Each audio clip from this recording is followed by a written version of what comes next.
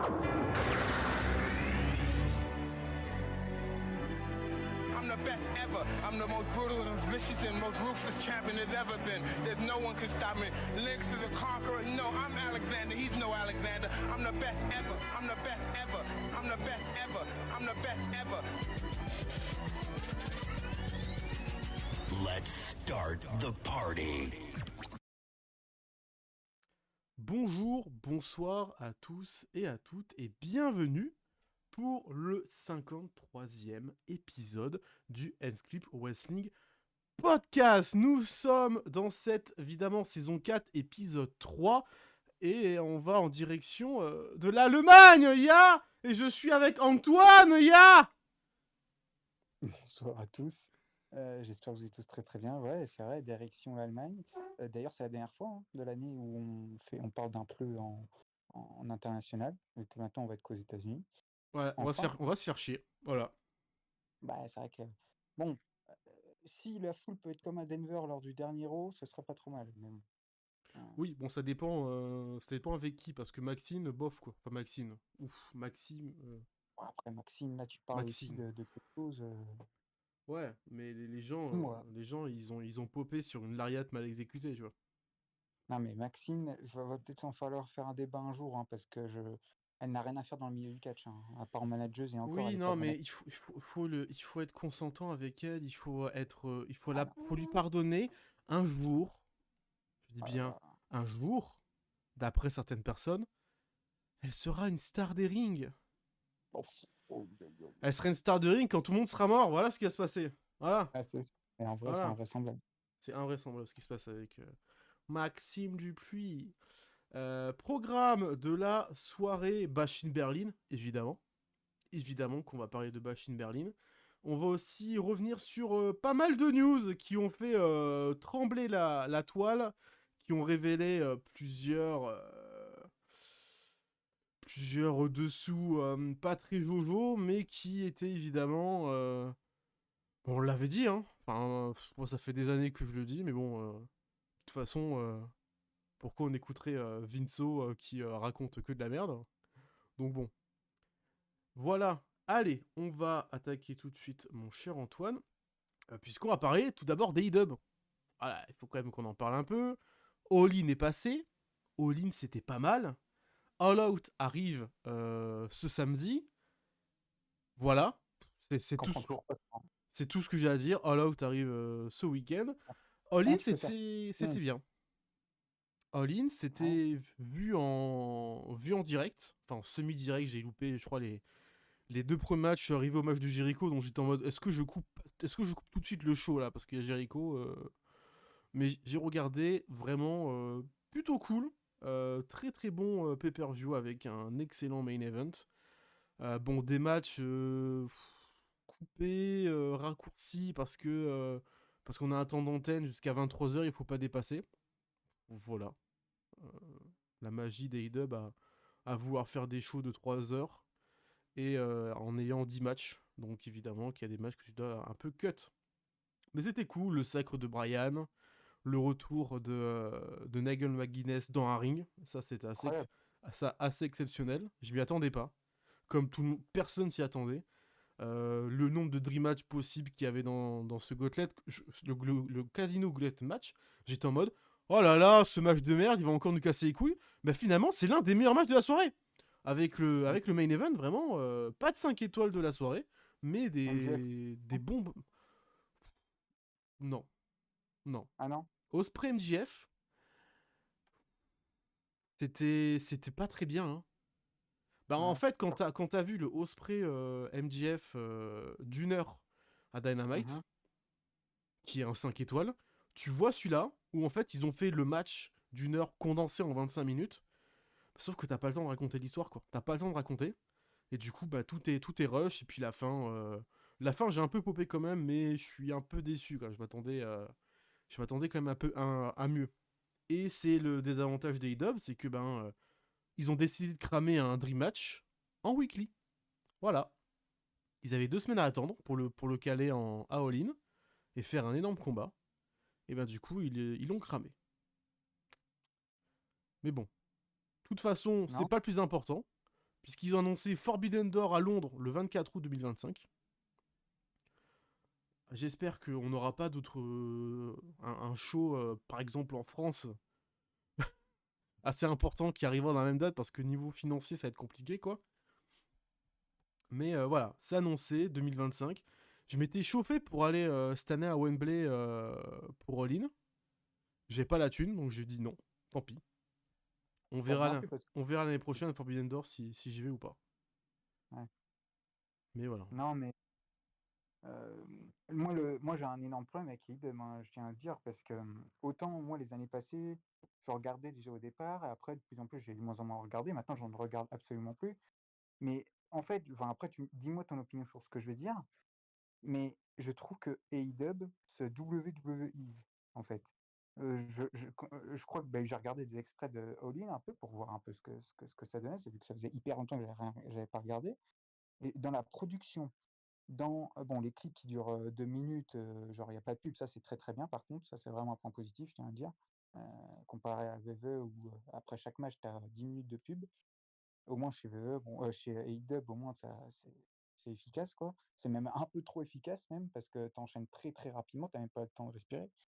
Mais je trouve que dans la production, dans les histoires, et notamment dans les weekly, euh, tu as l'impression qu'il y a plus en plus de parlotte que de matchs. Alors qu'avant, le wrestling, c'était ça, AEW. C'était le wrestling avant tout. Alors peut-être que je me trompe, hein, dans ce que je dis, hein. J'ai juste des extraits que j'ai vus en regardant des fois sur la page Twitter d'AEW ou quoi. Mais j'ai l'impression vraiment qu'il y a de plus en plus de parlotte. Et après, c'est peut-être pour créer des histoires, hein. Je sais pas, peut-être que c'est de mieux en mieux les histoires, hein. Mais j'ai l'impression que vraiment que c'est une WWE 2.0, quoi. Avec forcément d'autres catcheurs, hein, bien évidemment. Mais voilà, quoi. Donc moi, ouais. Et en plus, il y a les catcheurs que j'apprécie plus trop, qui deviennent de plus en plus ridicules, hein. Mercedes Moné, apparemment, c'est fait exprès que sa gimmick soit aussi détestable. Ouais, c'est aussi normal qu'elle soit aussi de moins en moins bonne dans le ring. C'était le pire match de la soirée, hein, contre Britt Baker. Alors oui, je sais que c'est Britt Baker, mais bon, quand même, c'est pas Alors, nul. on va en reparler de ça. Ouais. Parce que j'ai un gros sujet. Bon, tu sais que déjà, je la porte pas dans mon cœur, mais je la porte de moins en moins dans Ouais. mon cœur. Alors, je comprends ta vision des choses. D'un côté, tu as raison. Bah, Tony Khan, il regarde du catch, hein. Tony Khan, ça, il l'a prouvé et on le sait, hein. C'est un passionné de catch, hein. Il regarde le plus de compagnies possible. Il essaye de refaire les angles de caméra que font VVE, hein. Enfin, tu sais, les angles de caméra, genre quand le match il commence et puis le caméraman est sur la rampe et puis il descend toute la rampe Ouais, et il clairement. rejoint. Ça, c'est très très très bien fait chez VVE parce qu'ils ont une belle équipe de prod et qu'ils ont derrière une Gorilla Position qui est bien construite. Sauf que là, en fait, tu demandes à des caméramans qui sont pas habitués à faire ça d'introduire ce genre d'angle. Et surtout, moi je l'ai vu, c'était dans le match de Jericho. Le passage du caméraman sur la rampe qui fait le tour du ring, il sert à rien. Il sert à que dalle. En fait, ils font des angles de caméra qui servent à rien. Ils essayent de faire comme VVE, sauf qu'ils le font mal. Voilà, c'est malheureux. On est toujours principalement sur le in-ring. Même s'il y a Mhm. plus de paroles qu'avant, on se base beaucoup plus sur le in-ring. Après, le problème, c'est qu'ils donnent du TV time à des gens qui sont sans intérêt. Ouais, mauvaise personne, hein. Tu donnes du TV time à Jericho, Big Bill et pas Oui. Kiss Lee, Brian Kiss qui sont une petite faction mid-card. Ou que le Pélo, ça fait 3 ans qu'il est dans la compagnie, tout ce qu'il a gagné, c'est le titre FTW. À un moment donné, il va falloir se barrer, quoi. Va falloir se barrer de cette compagnie, hein. Et puis en fait, il tourne en rond. Et je vais revenir sur le match Mercedes Moné contre Baker, hein. Alors, Ouais. pour info, on en a déjà parlé d'Adam Cole la dernière fois, qu'il avait déménagé. Mhm. Alors, ça se rapproche de plus en plus, hein, que Britt Baker l'ait trompé. Voilà, 6 ans de mariage, hein. Ah ouais. 6 ans de mariage pour que Baker ait trompé Adam Cole. Donc là, moi, j'ai appris ça. Moi, Aïe. grand marque d'Adam Cole. Voilà, pour moi, elle n'existe plus, c'est juste une Et traînée. on savait pas ou On sait pas avec non? qui, on sait pas quand, mais en tout cas, elle a ado MJF, elle a ado les Bucks, qui sont le corps et l'âme des IW, donc déjà c'est dans la Mhm. merde. Thunder Rosa la supporte pas, parce qu'elle a des pulsions agressives en backstage. Ouais. Mercedes Moné, le match était très mauvais parce que ça quitte pas. Mercedes Moné ne voulait pas worker avec Britt Baker. Ça se voit, hein. Parce qu'elle est insupportable. Et par exemple, Baker, elle s'est plaint post-chose sur Twitter, enfin sur une story Insta, comme quoi elle avait des marques de morsure parce que Mercedes Moné, en fait, y allait. Elle est vraiment allée la mordre au niveau de la main, tu vois. Elle n'a pas fait semblant. Et à des moments, dans le match, vraiment, il y a du shoot. Genre, c'est pas un petit match féminin tranquille. Donc voilà, donc il y a ces femmes-là qui ne veulent plus worker. Serena Deeb veut pas worker avec Britt Baker. Hikaru Shida ne veut pas worker avec Britt Baker. Personne veut worker avec Britt Baker. Personne. Donc, le match était très mauvais. Oui. Parce qu'en fait, quand t'as pas envie de worker avec quelqu'un, bah, ça se ressent. Ça se ressent sur le match. Et bah, malheureusement, Britt Baker, en plus, ne sait pas caler 5 prises d'affilée sans faire une erreur. Voilà. Donc, oui. Donc voilà, l'affaire Britt Baker, c'est en train de s'envenimer et potentiellement on n'est pas loin d'un virement. Hein. Enfin, je sais pas si Tony Khan va avoir les couilles de la virer, mais vu qu'elle s'entend avec plus personne en backstage, c'est assez compliqué pour elle et j'en ai rien à foutre. Franchement, moi, alors là, si il faut bien une fois que je n'ai pas de cœur, bah c'est bien pour Britt Baker. Voilà. Moi, je lui souhaite vraiment qu'elle aille s'enterrer du côté du Mexique, là, avec tous les gens toxiques et les gens à problème, là. Pas de problème, mais qu'elle vienne plus mettre les pieds dans un ring du côté des dubs et dans n'importe quelle bonne compagnie américaine. Mhm. Voilà. Bon, après, elle peut venir en France, hein, elle sera accueillie les bras ouverts, hein, par contre. Hein. Ah oui. Bah tiens, d'ailleurs, oui, dernier truc que je vais te poser comme question, parce que quand j'ai vu comment Darby Allin, alors je sais qu'il est complètement taré hein, dans sa gimmick, ou même dans la vraie vie d'ailleurs, mais le fait comment il est arrivé lors de son entrée, t'avais l'impression que tu revoyais une CM Punk 2.0. Je me doute que c'est pas le même cas, et je pense qu'il y a rien eu. Mais je te pose quand même la question, ça t'a pas fait bizarre son entrée à Darby Allin, même vers la fin quand il y a Sting qui arrive? J'ai l'impression que bon, enfin, je sais pas, c'était un peu bizarre son comportement, je trouve. Heu, non, t'as pas Non, non, non. Bah, alors, pour le coup, le Darby Allin Jack Perry, c'est le match fun de la soirée, quoi. ah oui, bah, du coup, C'est un coffin match. Darby Allin qui débarque avec des punaises collées à son visage, moi je trouve ça vraiment totalement tarbé comme. Enfin, il est tarbé bah, quoi. ouais. Et j'adore. Et derrière, t'as un spot avec une vitre. Enfin, le spot de la vitre post-match où, où en fait, juste il dit Baby Cry, référence à CM Punk, référence à l'année Mmh. dernière. Et juste, bah, moi je trouve franchement Jack Perry, ce qu'ils font avec Jack Perry, je trouve ça vraiment très très bon. Ouais, c'est Ils intéressant, sont ouais, en ouais. train vraiment de me faire kiffer Jack Perry et dans bah, la création de sa ceinture à son image et dans les promos il y a pas c'est pas du script hein, c'est du shoot pur et dur hein. Comme quoi il a été le bouc émissaire de la compagnie, il a été abandonné, laissé pour mort avec CM Punk. Franchement fort hein. Fort Jack Perry de pas être parti en dépression après cette histoire. Et je suis très bah après là pour le coup, ils l'ont vraiment mis en alliance avec les Bucks qui sont les anti CM Punk. Alors là, c'était parfait pour que le clan fonctionne bien. Hein. Mmh. Mais non, moi j'ai pas trouvé ça si bizarre. OK. Enfin, moi c'était normal, c'était juste un combat de Darby Allin. Donc moi j'étais vraiment en Ah ouais, mode. Et puis Sting qui se pointe, c'était cool. C'était cool de revoir Sting. ouais, avec la musique en plus. C'était cool. Et puis comme ça, Tony Schiavone, il a pu faire It's Sting. Voilà, comme ça, il a pu faire son petit kiff là à Wembley.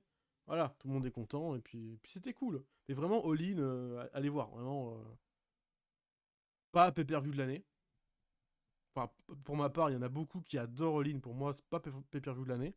C'est un très très bon pay-per-view solide, mais quand même à aller voir, pour le coup. Ah, et content pour Brian, hein, d'ailleurs, hein, quand même, hein, ça va, Extrêmement. J'y croyais pas à Brian champion. Hein. ah mais Pour moi, Swerve le mettait à la retraite. Hein. ah ouais, tu penses? Ah ouais, Pour ouais. moi, Swerve le mettait à la retraite. Je le voyais pas gagner. Le match est exceptionnel. Juste prise Nana. Voilà. L'entrée, toi. Oh, oh, oh. Juste prise Nana, qui est exceptionnelle. Quand un Adam Page vient foutre la merde et vient pousser Pristana et que le manager retire sa veste, tu vois, c'est qu'un petit détail, hein. C'est qu'un petit détail, mais juste ça, je trouve ça exceptionnel. La réaction de Pristana derrière en mode je vais lui péter la gueule.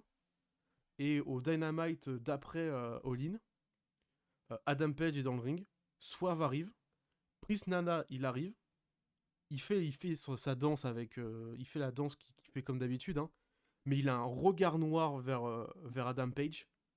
Et vraiment, il est en mode, je vais me foutre sur la gueule avec lui. Et juste ce petit détail-là, c'est une beauté scénaristique. C'est magnifique. Là, incroyable. Et d'ailleurs, pas mal aussi l'angle, j'ai trouvé de Osprey qui parle à la caméra et qui se prend Pac dans la gueule par derrière là. Ouais, C'est ouais, un ouais. Bah, moi, j'ai eu des frissons parce que bon, face-off, Will Ospreay ricochet, quoi. ouais, J'étais en mode, ah, oui, bon, Tony, on sait que tu vas le faire. On le sait. Dès la signature, j'ai fait bon, ben, dès que, enfin, même avant, dès que Ricochet, il était free agent, enfin, qu'il n'avait pas re-signé, je me suis dit, bon, bah, il va aller chez IDF faire son Osprey Ricochet, voilà, comme ça tout le monde sera content. Il fera ses piges à New Japan, comme ça tout le monde sera content. Et puis, franchement, la violence de Pac, très fort, hein. Pac très fort, et franchement, ça me fait chier, parce que de base, c'était Moxley qui devait devenir champion. Non, non, c'était pas ça. De base, c'était Pac et les Lucha Bros qui devaient devenir champions par équipe trio à All In. Mais vu que les Lucha Bros, ils ont quitté la compagnie, qu'ils vont signer chez eux, changement de plan, ils ont décidé de mettre donc le BCC et Pac, sauf que de base, c'était Moxley, mais Moxley a été mis out pour le show, et ils ont dit, bon, vas-y, Pac, feel good moment à Londres. Et ce qui me fait le plus chier, c'est que bah, le BCC est champion par équipe, avec Pac, et le lendemain, enfin le dernier match d'après, Moxley fait son retour. Je suis en mode, vous foutez de ma gueule. Vous foutez de ma gueule. Il y a moyen de donner une ceinture que Moxley n'avait pas encore. Surtout que Moxley est là, nouveau personnage, avec Marina Saphir. Je capte que dalle. Avec Shane McMahon, à mon avis, non? C'est pas pour l'amener. Je ne sais pas, mais il se pointe en menaçant Darby Allin. Je comprends pas. La Il menace. dit c'est pas Tony, à Tony Scavioni là. Et il Schiavone. parle à Tony disant c'est pas ton show de toute façon. J'ai fait ok. Mais tu Bah, parles à pour qui moi, c'est la reine de Shane McMahon. Hein. Tu parles à Tony Schiavone ou tu parles à Tony Khan? Sur quel Tony tu parles? Donc, très bizarre, mais c'est très intriguant et ça me plaît bien, quoi. Ça me plaît bien, cette histoire avec, en plus, Marina Saphir qui colle exactement dans le mood BCC. Pour le coup, à voir ce qui va se passer, puisque le BCC est face. Et si Mox, il redevient heel. Intéressant. Surtout qu'il vient avec la musique de son thème son New Japan. Donc, clairement un changement d'identité finalement. Donc à voir Moxley, à voir. Et Ricochet, il a fait ses débuts, voilà, il a signé pour ce multi-année, donc j'imagine 5 années. Et puis il est venu sur un sur un loop d'X-Men. Voilà. C'est-à-dire, écoutez le theme song de Ricochet chez EW, écoutez les génériques de X-Men, la série animée là de 97. Le début, c'est du X-Men. Et même tout le theme song, hein, il y a une grosse vibe X-Men. Moi, ça me plaît, hein. Moi, j'adore les X-Men, donc moi, je kiffe. Il me semble que Ricochet, il a une grosse passion Marvel, donc ça m'étonnerait pas que ça soit en lien avec Rucus, qui lui aurait dit vas-y, mets-moi du Marvel, ça me plaît bien. Donc voilà, Ricochet débarque, sans surprise, hein, j'ai envie de te dire. Ouais. À voir combien de temps va durer sa relation avec, avec Samantha Irving, du coup. Mais d'après ce qu'il a pu dire en interview, il a décidé de rejoindre AEW, mais ça lui permet comme ça de passer plus de temps avec Samantha Irving. J'ai fait Ok. d'accord, bah, tu le faisais aussi avant, mais Je bon, comprends pas, mais frérot, tu sais que tu vas plus catcher chez IDEB que chez VV, hein, mais bon, tranquille. d'accord, pourquoi pas. Bah après, peut-être que si AEW ils ouvrent leur backstage à Ouais. tous les proches des catcheurs. Bon, ok, d'accord. Enfin bon, la pauvre Samantha Irvine, si elle fait Raw et après elle doit se déplacer à Dynamite ou même à Collision, Waouh, Ouais. ça fait quand même des longues semaines, hein. Mais je pense qu'il apparaîtra que à Dynamite, il n'y aura pas de collision. Collision, Ouais. c'est redevenu un showbé, donc c'est plus Non, mais intéressant. après, Ricochet, ça va être génial, il va faire des matchs de fou, mais il sera jamais la star qu'il pense être, hein. Ah, je pense pas qu'il sera la star qu'il croit être. Parce que pour moi, il restera dans la mid-card, hein. Bah voilà, Donc, mais bon, à ce qui paraît, il pense qu'il sera mieux booké chez IW, il sera booké plus haut dans la carte. Mais bon, on verra bien. l'espoir fait vivre, hein. L'espoir fait vivre. Notre ami Ricochet. Bon, on va parler du sujet un peu. Non, on va parler d'abord d'une personne qui nous a quitté malheureusement. Psycho C nous a quitté le 27 août, quelques jours après SummerSlam, il me semble, ou avant. Non, avant. Non, pas SummerSlam, Bash in Berlin. Oula, je Ouais, suis perdu. Avant ouais, Bash in Berlin. Alors moi, franchement, j'ai appris la news. Et au début, je pensais que c'était une révélation, tu vois. Parce que c'est le fils de Sid, qui a dit qu'il est mort d'un cancer. Et moi, je pensais que Sid, il était mort depuis longtemps, tu vois. ouais. Et que c'était juste une annonce en disant, bah en fait, maintenant, on connaît la cause.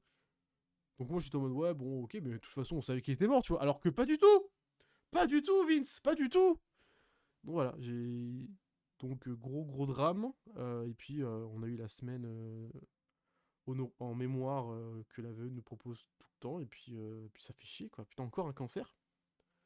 Ah bah, Encore un ça fait. cancer. Et je sais même pas s'il avait été Hall of Fame Psycho Sid. Non, Non, non, non, non, non. non.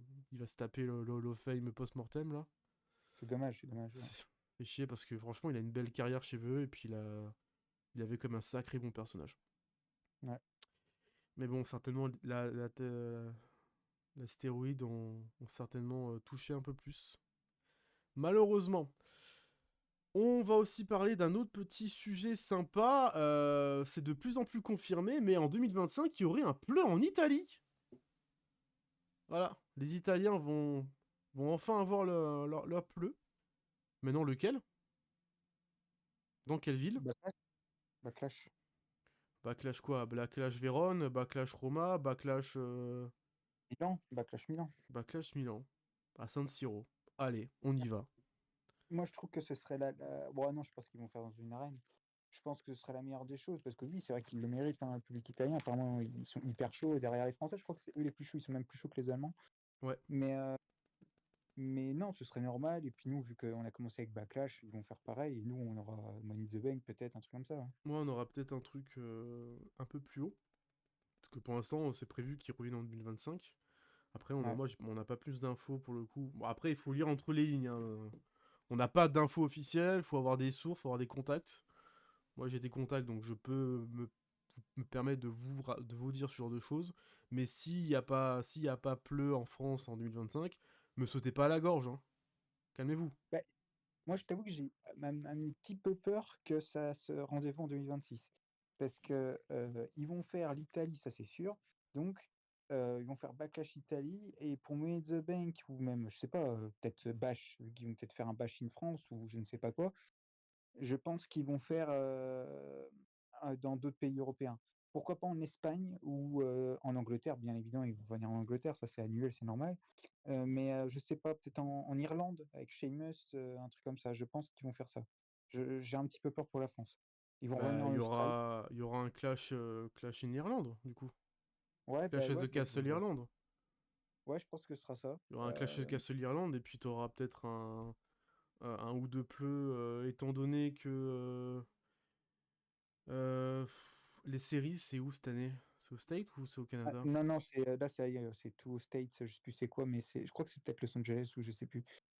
Mais non, non, c'est full Parce States qu'ils là f- ils maintenant. font, ils font tout le temps leur pleu au Canada là, qui se pointe. Ouais, bah, c'était Money in the Bank là cette année au Canada. Ouais, Est-ce que Chamber ils vont le refaire en Australie? On va voir. je pense pas. Australie, c'était un one shot, hein. Ouais, mais c'est dommage parce que je trouve que c'était une belle atmosphère, hein, tu vois. C'était bien l'Australie, c'était vachement. Et puis, de toute façon, il y a AEW qui s'est positionné sur l'Australie. Ah oui, c'est vrai. Merde. Leur grand slam, mon cul là. Enfin, leur weekly spécial qui devient enfin un pay-per-view, donc c'est plutôt pas mal.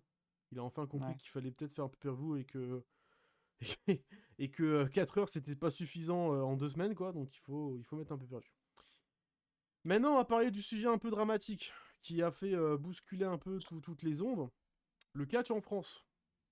Bon, alors, si vous me suivez, quand vous verrez cet épisode, si vous me suivez sur X, sur Twitter, ces derniers temps, je suis très très très très agressif. Je suis très très agressif, très très salé. Je parle plus que d'habitude.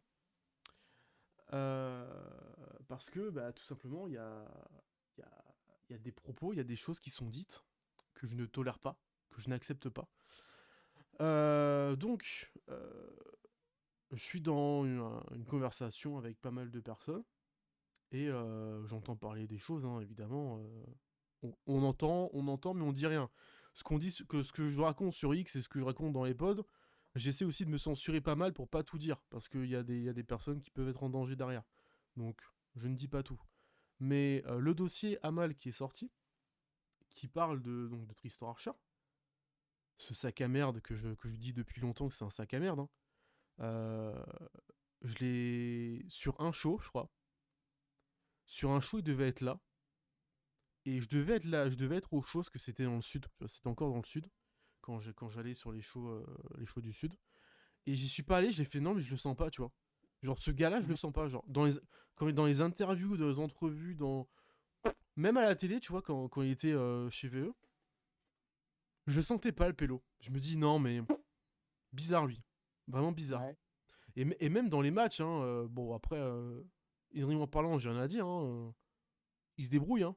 Voilà. Mais quand tu parles de lui, sans même le mentionner que sur Twitter directement, il te répond, je suis en mode, ok, bizarre. Soit il a des taupes, soit vraiment il passe son temps sur les réseaux à taper son nom pour voir si on parle de lui, tu vois. Donc je le sentais pas. J'étais en mode, ok. J'ai un pote à moi avec qui j'ai fait pas mal de choux dans le sud aussi, qui m'a clairement dit que Tristan, c'était un mec à éviter, quoi. C'était un mec à éviter. Mhm. Et là, ce qui a balancé à mal, c'est ultra violent.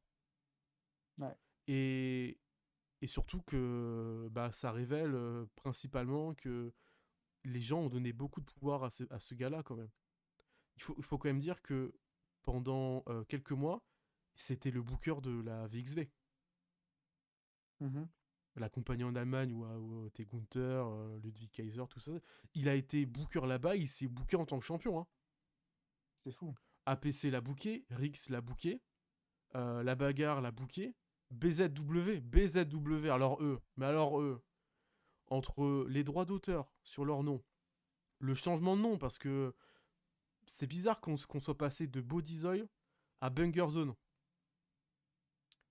Mhm. Les gens se posent jamais la question de pourquoi ils ont changé de nom. Moi, j'ai la raison. Je dirais pas la raison parce que ça, c'est du privé. Mais posez-vous les questions et ouvrez les yeux. Là, il y a eu des communiqués qui sont sortis. La CACC, très propre. On le bookera plus. VXV, on le bookera plus. Et puis ensuite, il y a les autres compagnies. Bagarre, APC, Rix, l'autre compagnie, BZW, qui ont fait un communiqué global, donc entre plusieurs compagnies, plusieurs fédérations. Bizarrement, toutes ces compagnies sont dans le nord de la France, tu vois. Paris, la Bretagne, tout ça. Ouais. Et ils font, on condamne les actes et on blacklist, entre guillemets, toutes les personnes concernées. Toutes les personnes concernées. Mhm. Comment ça? Donc vous parlez donc de Tristan, mais ça veut dire aussi que Tom Laroufa qui en a parlé sur ses réseaux, vous le blacklistez aussi? C'est-à-dire que Amal et Mila qui ont subi des agressions et des harcèlements moraux, vous les bannissez aussi? En fait, vous bannissez toutes les personnes qui sont liées à l'affaire, même si, au lieu de bannir uniquement la personne toxique et le déranger psychologique qu'il est.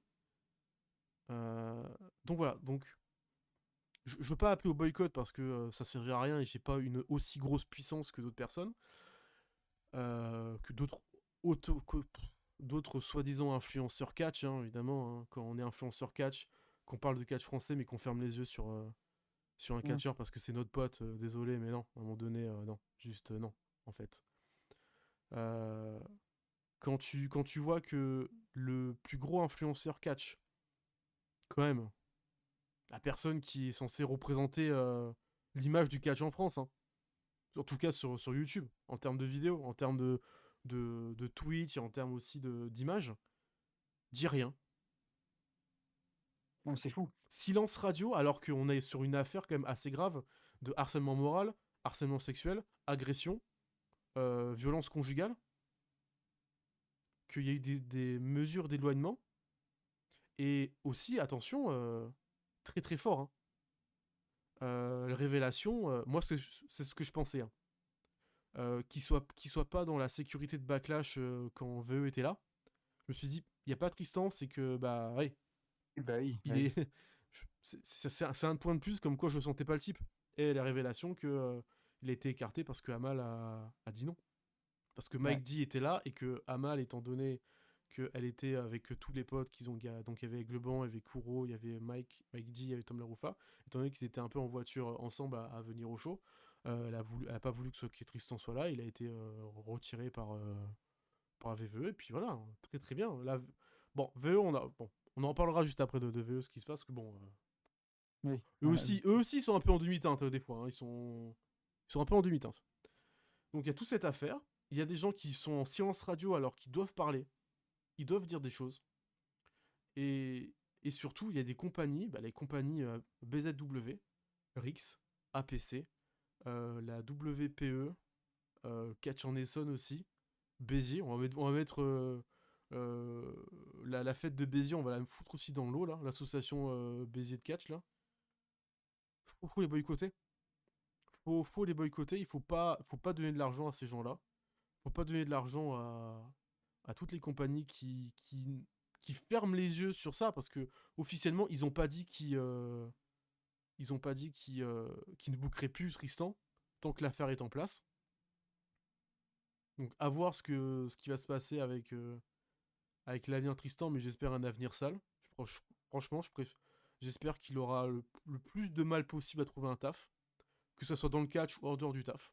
Enfin, en dehors du catch. Vraiment. Et puis les compagnies, portez vos couilles à un moment donné. Surtout que vous avez... BZW, ils ont modifié leur main event qui était quand même Senza Volto contre Tristan Archer. Ils l'ont modifié en retirant Tristan Archer du show. Mais sauf que vous avez encore un mec. Vous bookiez encore quelqu'un qui est pas bon Oui. dans le business. On va peut-être aussi continuer à faire le ménage. À vraiment faire le ménage en interne et voir la suite.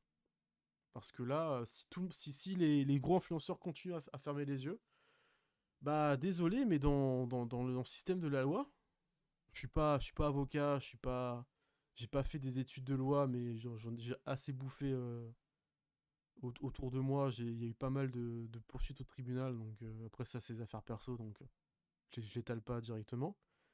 Mais ce que vous faites en ne faisant rien, et surtout en fermant les yeux sur ce genre d'acte, c'est non-assistance à personne en danger et complicité d'agression. C'est passible d'une certaine somme en prison et c'est aussi passible de certaines années en tôle. Voilà, parce que en fait, sans le vouloir, vous êtes en complicité, même si vous n'avez rien fait, même si vous n'avez pas participé à toute l'agression morale et physique, en ne disant rien, vous êtes complice. Voilà. Donc, je voulais juste en parler parce que c'est le sujet Non, c'est important. Très un peu important. important et surtout que ben pourquoi j'ai arrêté de bosser pour des compagnies de catch en France. Parce que le milieu est rempli de merde jusqu'au cou et que j'ai pas envie de bosser avec des gens remplis de merde. J'ai pas envie de bosser avec des gens qui potentiellement dans 2 ans on me dit bah en fait c'était un violeur, t'as bossé avec lui, t'es pas mieux que lui. Donc voilà, c'est pour ça que je veux pas bosser avec des compagnies en France. J'ai essayé, j'ai vite arrêté. Ouais, il mérite pas. Dès, dès que j'ai appris les méfaits, je me suis retiré de la compagnie. Parce que bon, ceux qui me suivent, vous savez avec quelle compagnie de catch en France, dans le sud, j'ai bossé. Il y a des choses que je ne savais pas. Des choses dans lesquelles je me suis pas informé. C'est aussi ma faute, hein, je me suis pas informé. Dès que je l'ai appris, je me suis retiré. J'ai coupé les ponts et puis j'ai arrêté de parler aux gens responsables. Euh, mais voilà, donc c'est un peu le sujet un peu chaud. Et VVE, on peut en parler, qui a décidé de virer Odyssey Jones pour violence conjugale. Ouais. Voilà, voilà. Mais on n'oublie pas que JD McDonough est toujours dans la compagnie et en plus champion par équipe. Mais en fait, tu vois, Voilà. c'est ça que je comprends pas. C'est que du coup, Odyssey Jones, ça veut dire que ça a été avéré. Oui. Mais, et du coup, s'il ne vire pas JD, ça veut dire que le gars, c'est pas avéré alors. Alors, il y a eu plusieurs. Alors, pour reprendre le cas de JD, parce que moi je l'avais protégé à l'époque, je le protège plus du tout parce que c'était à ce moment où je m'étais mis d'un côté un catcheur et en fait, JD il est pas pourri jusqu'à la moelle, mais il est très protégé. JD c'est un des chouchous de Triple H, donc il l'a Mhm. couvert. Et c'est surtout le protégé de Balor, donc Balor, Triple H l'ont couvert. Enfin, ils l'ont couvert. Ils ont fait une enquête. Ils ont fait une enquête. Bon, c'est une enquête VVE, hein. Ils ont fait une enquête, ils lui ont dit alors tu l'as agressé ou pas. Gigi a dit non, bah voilà, bah c'est bon, voilà, c'est réglé. Affaire réglée. Voilà. Alors que ben en fait, il y a eu plusieurs plaintes. Il y en a Mhm. une ou deux qui a été abandonnée parce que c'était des fausses des nanas qui essayaient d'en profiter. Par contre, il y en a d'autres où c'est vrai. Il y en a d'autres où Ouais. c'est vrai et en fait, on sait pas que bah j'imagine que l'affaire elle est classée sans suite. Du coup, enfin Bah oui, c'est pour ça. là c'est qu'une Voilà. théorie. Mais ouais, non, Didier est toujours dans la compagnie alors que il a encore son enfant. Il est encore listé comme violence conjugale. Voilà. Mhm. Et puis de toute façon, tu sais, d'ailleurs, en parlant de ça, je pense que dans le business du catch, on le sait pas encore, mais on va en découvrir.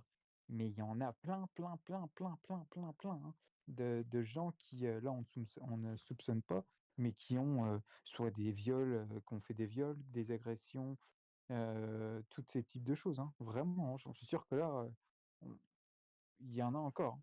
Bah, ce qu'on sait, c'est que Ric Flair est toujours sous contrat chez Ah bah oui, IW. bien sûr. Jericho est encore sous contrat chez IW. Ça, c'est incompréhensible aussi, hein.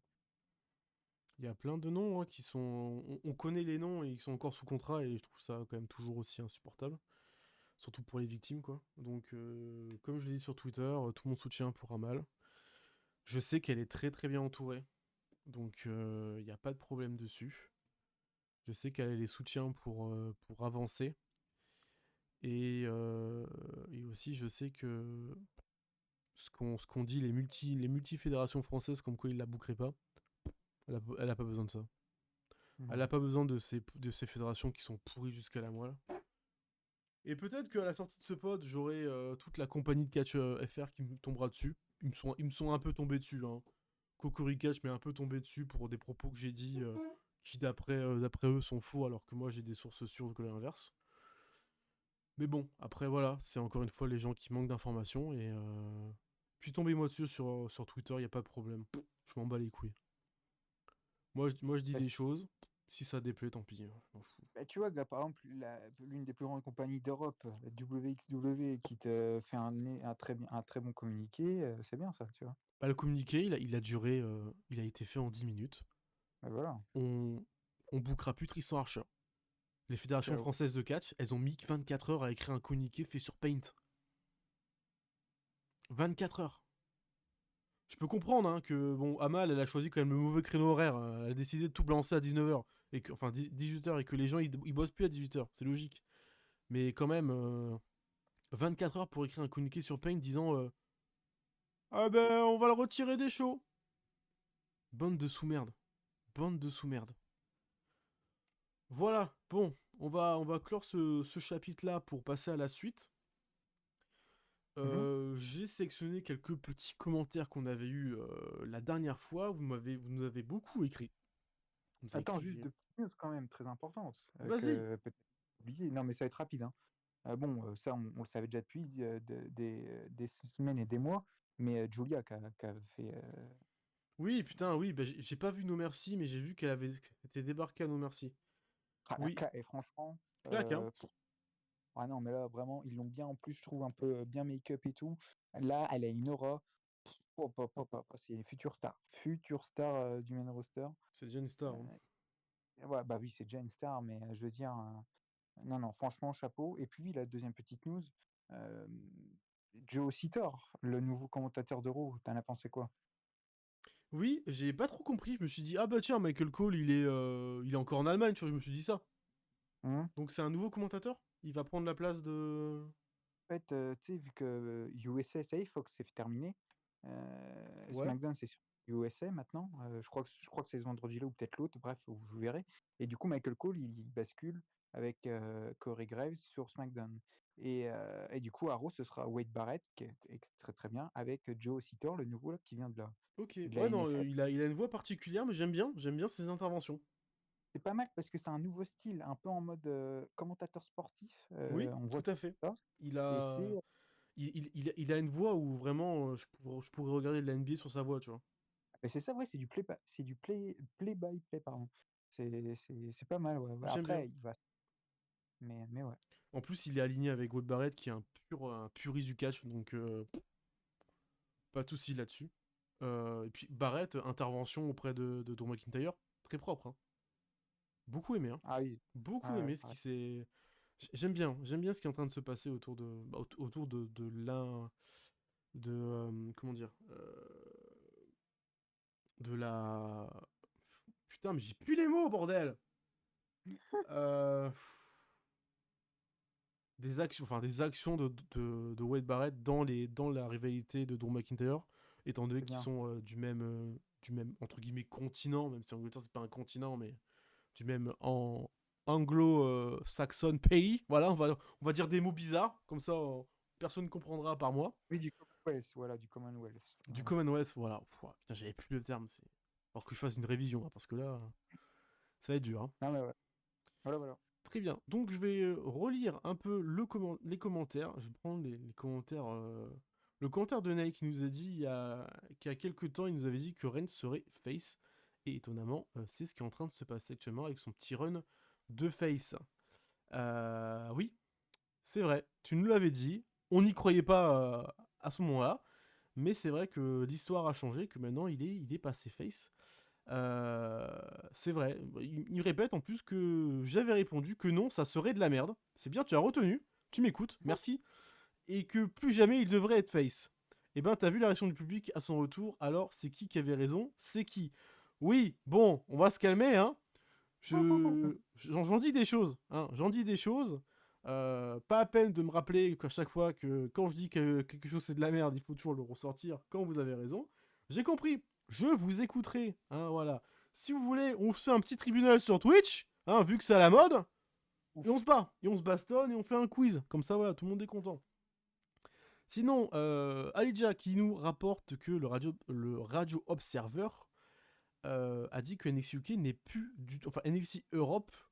Enfin, il reparle d'NXT Europe et ne se lancera jamais. Bah, ça, c'était prévu que NXT Europe ne se lance jamais, hein. Ils ont tenté NXT UK. Ils ont fermé NXT UK pour dire NXT Europe arrive. Sauf que, ben, ils ont vu, hein. Ils ont pas les talents. Et puis, le speaking out, il est passé. Ils ont fait. Et je suis là! Donc, ils ont fait des traits sur pas mal de personnes. Donc, oui, pas étonnant que NXT Europe n'ouvre jamais ses portes. Et tant mieux, j'ai envie de te dire. Sinon, autre petit commentaire de Ney qui nous dit: j'aimerais qu'on ait un troisième et dernier match entre Roman Reigns et Cody Rhodes. Mais avec les rôles inversés. Mais pas cette année, pourquoi pas en 2025, je pense pas que Paul Heyman restera avec Reigns car il est babyface. Vous croyez à ce que Heyman redevienne l'avocat de CM Punk? Il y a peut-être moyen. Puisque de toute façon, Paul Ouais, Heyman lui a dit, hein, sauve-moi. Voilà. On se rappelle ouais. de ce Raw, de ce SmackDown, où il avait demandé à CM Punk, euh, j'ai une demande à te faire. Help me. Voilà. Et voilà, c'était assez rigolo. Je pense que The Rock devrait rester heel car il se fait détester il se fait détester à Hollywood avec son ego et ses déclarations politiques. Bon, c'est The Rock quoi du coup. Enfin, c'est Dwayne Johnson quoi. Ouais, à nouveau. Il est très politisé hein, depuis très longtemps, hein. Donc oui, Il veut être président. il va faire comme Arnold, hein. Il va finir sénateur de Californie, hein. Mhm. Il va avoir un bureau à son effigie avec des statues de lui. C'est fantastique. Est-ce que vous pensez que Seth Rollins devrait changer de gimmick? Bah laisse-le se reposer d'abord. Et puis non, il Je faut trouve- qu'il garde la gimmick de visionnaire, c'est très bien. Moi, je trouve les gens mais tellement durs cette année avec Seth Rollins, je comprends pas, hein. Il y a, les gens, je sais pas, il y a une petite haine envers lui, je trouve, cette année, même envers Becky, d'ailleurs, hein, le Bah en couple. fait, je pense que les gens, ils ont été furieux Ouais, que Rollins revienne pour être arbitre à SummerSlam. ouais, voilà, Les gens, ils ont ouais, été furieux parce que, genre, ils se disent, putain, Rollins fait déjà son retour. Ah, il nous casse les couilles pendant un an en tant que champion World en disant, ouais, lui, toi je t'aime pas, et puis le titre champion du monde, je le veux absolument. Tout ça pour finir arbitre de SummerSlam. Je viens de te dire, il est revenu trop tôt. Il est revenu parce que Hunter lui a demandé de revenir pour le business. Il a fait son retour et il s'est refait sortir par Bronson Reed.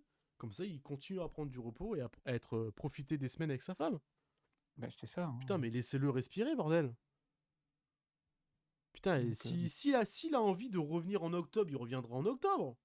S'il a envie de revenir en janvier 2025 pour le Rumble, il reviendra en janvier 2025 pour le Rumble. ce Tout seront va les bien. premiers à l'acclamer à son retour, hein. Moi, je vais popper quand Rollins va faire son retour. Je vais popper. Bah ouais. Et Rollins, il fera certainement. Alors, moi, j'ai du fantasy booking pour CM Punk McIntyre, donc on en parlera après. Mais voilà. Et j'aimerais bien que tu fasses de temps en temps des reviews de shows indépendants si tu as le temps. J'ai pas le temps. Voilà. Parce que les shows indépendants, le dernier show indépendant que j'ai vu, et je l'ai pas fini, pour vous dire, j'avais regardé les 2 nuits d'Homecoming de Game Changer Wrestling, principalement parce que il y avait un match que je voulais voir. Il y avait, il y avait un ladder match entre Mance Warner, Joey Janela, et il y avait Matt Cardona dedans, qui faisait son match de retour, et il y avait surtout un tag team match. Il y avait Jimmy Lloyd et Matt Cardona contre Matt Hardy et Joey Janela, qui était fantastique. Un super bon match par équipe façon Game Changer. C'est ce show-là que j'ai regardé, et puis j'ai pas encore fini, il faut que je finisse, mais j'étais en train de regarder le Rev Pro 12e anniversaire. Bon, la prod de Rev Pro est toujours horrible, voilà, toujours moche à voir. Mais les matchs sont bons. Voilà. Franchement, s'il y a bien une compagnie dans ce monde qui est bien indépendante et avec qui j'ai très envie que ça évolue en termes de prod, c'est bien Rev Pro. Mais année après année, Rev Pro me montre que ils sont pas capables d'augmenter en production. C'est un peu désolant tout ça. Donc voilà, donc oui, pas sûr d'en faire parce que j'ai plus l'envie comme avant, comme il y a finalement 4 ans, quoi, quand je faisais des reviews de catch indé en même temps que mode univers, quand j'avais du temps finalement. Mais non, j'ai plus le temps de faire tout ça, donc désolé pour vous. Mais si un jour ça me prend l'envie d'en faire une, j'en ferai une, mais ne vous attendez pas à ce que j'en fasse tout le temps. Voilà. Et puis si ça peut faire partie du rebranding de la chaîne aussi, que vous avez peut-être pu voir, n'hésitez pas à aller voir la vidéo rebranding, hein, où on revient un peu aux sources de cette chaîne. Parce que j'avais envie aussi qu'il y ait autre chose que des pods qui sortent sur cette chaîne YouTube. Ouais. Tous les mois, il y a une vidéo qui sort, c'est le pod.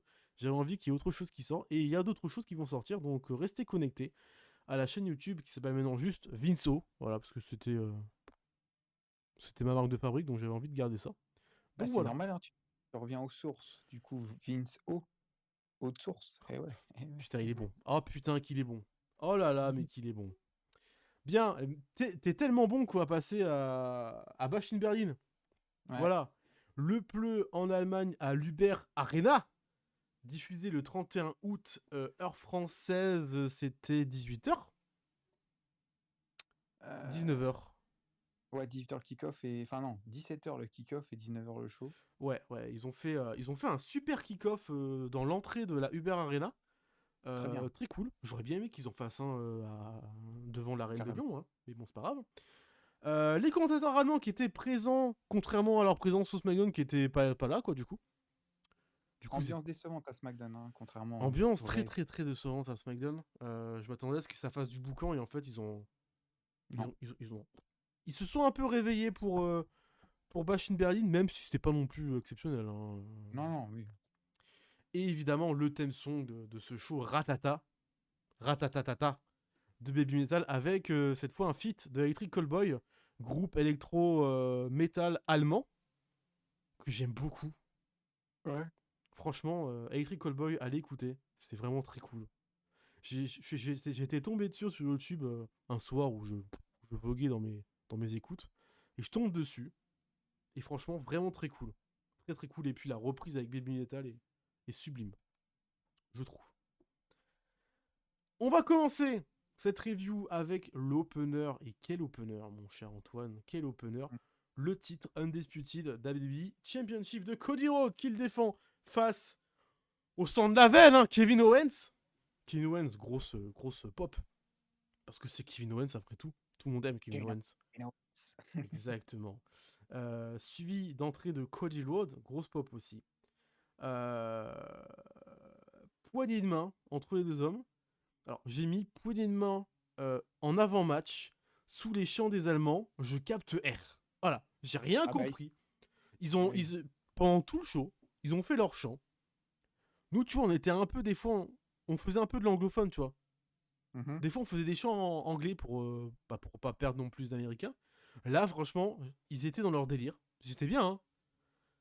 Mais je pense que même Cody Rhodes, il était en mode, bon, j'imagine que c'est bien, hein. Il chante, bon, je sais pas ce Si qu'il tu avais chante. juste un chant, c'était, «Mettez-vous sur la gueule», je sais plus comment que c'est, Inchte ouais, je sais plus c'est comment on dit. De toute façon, c'est une langue horrible, hein, l'allemand, l'une des pires. Mais,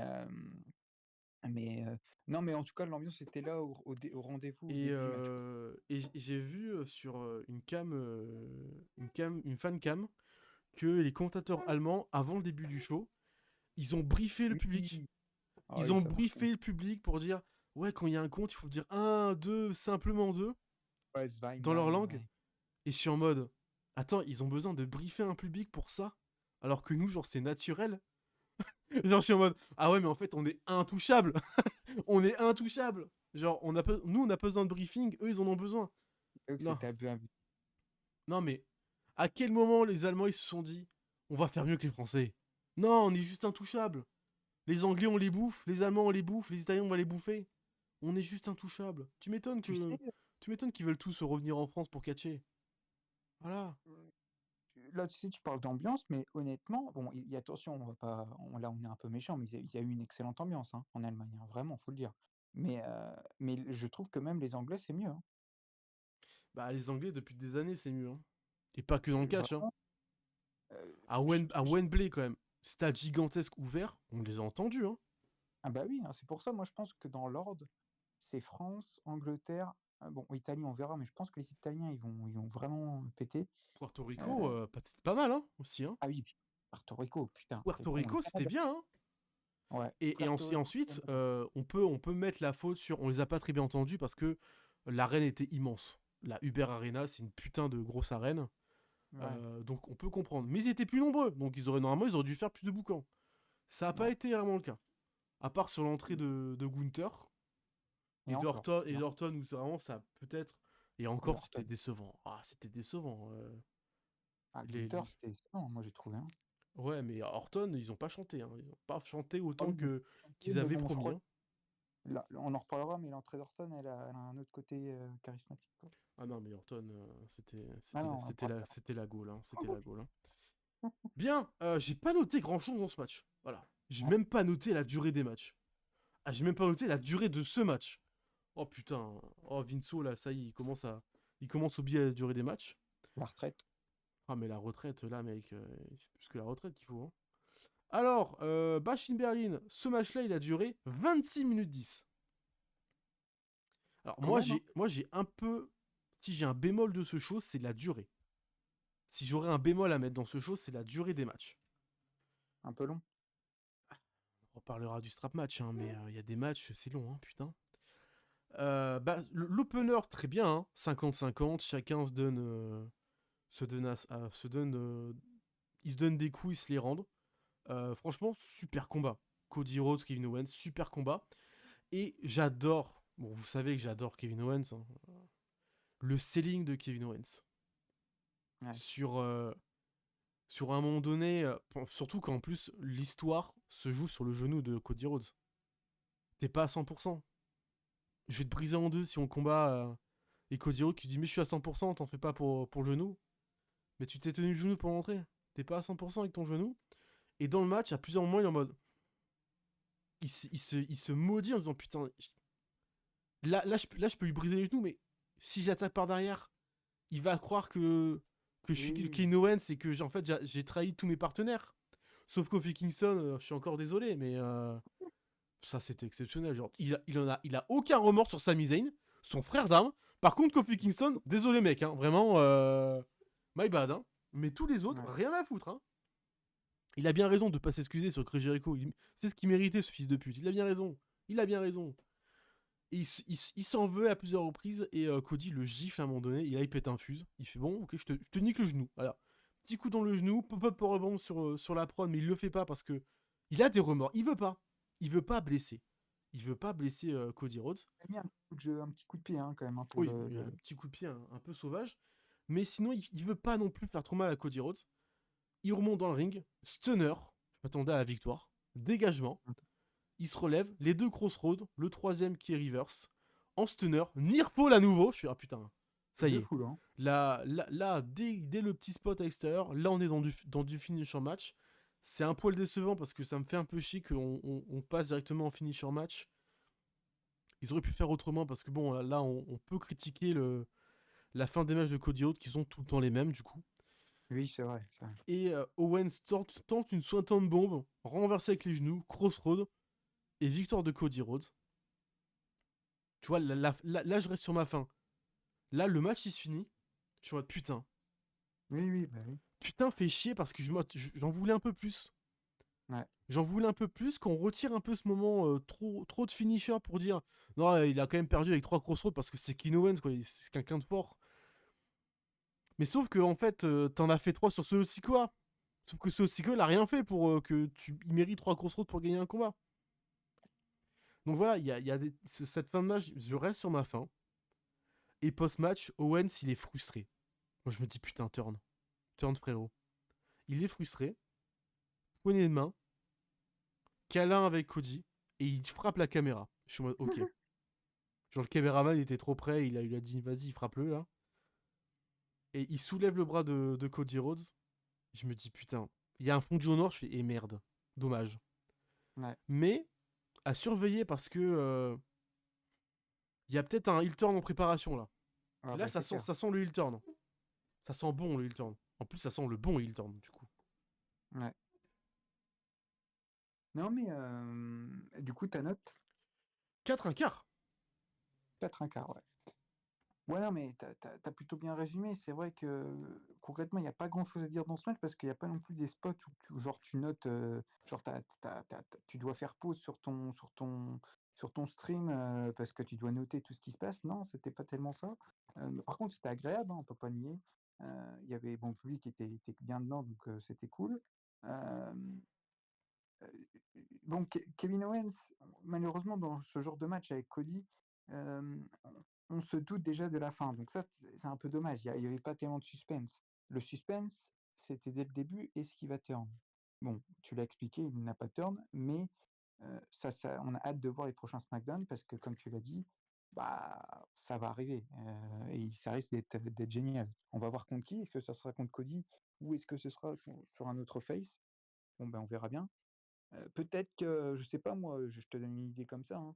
Peut-être que là, je sais pas, au prochain SmackDown, Cody va avoir un nouveau challenger pour Bad Blood. Je sais pas qui ça va être, peu importe. Et que là, Kevin Owens, il va péter justement le nouveau challenger et dire à Cody, non, non, je veux un match. Et là, il va avoir un peu le vrai côté heel de Owens, quoi. Je sais pas, un truc comme ça, on verra bien. Mais il y a eu du suspense à la fin. Bon, toi, tu m'as dit que toi, tu y as un peu cru, toi, quand il a fait le stunner à un moment donné, là? Bah sur le Heu, deuxième stunner, ouais, j'ai cru. ah ouais, tu y as cru, ouais. moi, c'est pour ça que moi, ça me déconnecte entre guillemets un peu des matchs. C'est pour ça que je peux pas mettre des 5 étoiles ou des 4,75 ou même des 4,5 sur les matchs, un match à Cody. Bah, parce que tu sais déjà le résultat. Alors, c'est vrai qu'il y en a qui vont peut-être dire oui, mais on connaissait déjà aussi le résultat avec Roman Reigns. Au début du règne, oui, mais quand ça faisait plus de 2 ans de règne, non. À un moment donné, tu te dis, ça, il peut perdre à tout moment. En fait, Après, ça... quand tu vois c'est ça la force aussi de Reigns qui était bon dans son règne, c'est que plus on avançait, et plus Ouais, il avait du mal dans les matchs à les finir. c'est ça.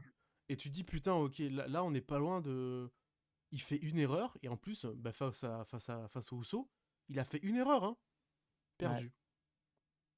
Non, Une mais c'est ça. erreur. Et bon, on va voir. De toute façon, Cody, il est qu'à son début de règne, donc c'est même plus une critique. C'est juste que bon, c'est normal. On connaît déjà un peu le résultat.